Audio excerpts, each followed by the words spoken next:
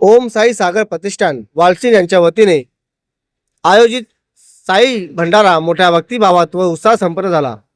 या साई भंडाऱ्याचे आयोजक संतोष मोगरे, शिवा मोगरे व समस्त मोगरे परिवार यांच्या पुढाकारातून करण्यात आले होते। कार्यक्रमात साई भक्तांनी मोठ्या संख्येने उपस्थित राहून महाप्रसादाचा लाभ घेतला।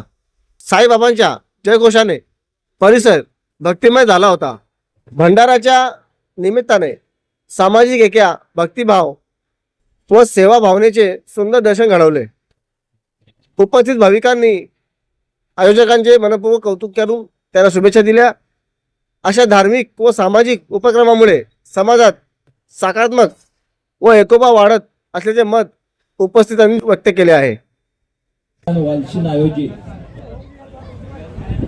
वालशीन ते श्री क्षेत्र शिर्डी पदयात्री पालखी सोहळा, हा पालखी सोहळा यशस्वीपणे पार पाडून आज साई भंडाऱ्याचं आयोजन ओम साई सेवक प्रतिष्ठानचे संस्थापक अध्यक्ष संतोषजी मोगरे, त्यांचे भाऊ प्रकाश मोगरे, दिलखुश मोगरे आणि शिवा मोगरे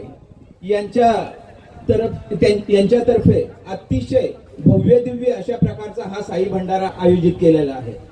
खरोखरच सर्वप्रथम मी जे पदयात्री पायी गेले शिर्डीला आणि जे सुखरूप आले त्यांना धन्यवाद देतो की त्यांनी शिस्तीचं पालन केलं आणि आपला हा कार्यक्रम यशस्वी करून दाखवला। कारण आपण बघत असतो की काही ठिकाणी काही ना काही अपघात होत असतो, परंतु संतोष शेठ मोगरे हे साईबाबा चरणी अतिशय नम्रतेने ही पालखी घेऊन जातात। त्याच्यामुळे गेल्या 15 वर्षात कुठलाही विघ्न या पालखीसाठी आलेलं नाही।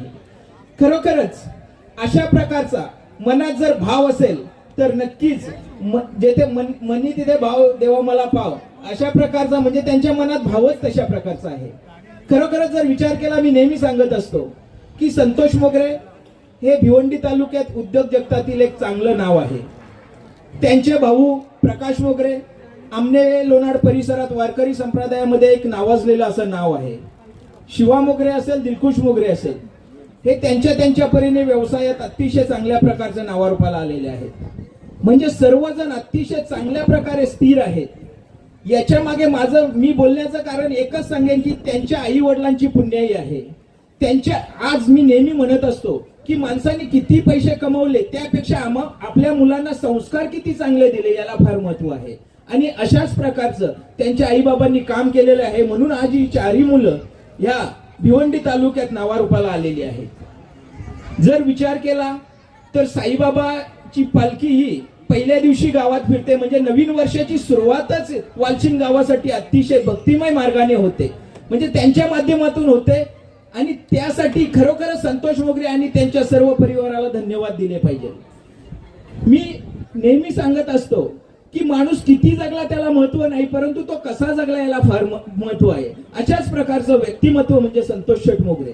खरोखरच मी साईबाबा चरणी प्रार्थना करेन की त्यांना अशीच त्यांची प्रगती होऊन त्यांना उदंड आणि निरोगी आयुष्य लाभो। त्यांच्या परिवाराच्या निमित्ताने जे आपल्या सर्व परिसराला आज सर्व परिसर हा साईमय होत आहे, हा त्यांच्याच मुळे होत आहे। त्यामुळे मी सर्व परिसराच्या वतीने त्यांना धन्यवाद देतो।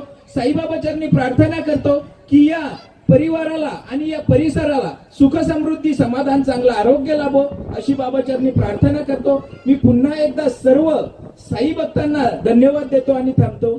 जय हिंद, जय महाराष्ट्र, जय साई।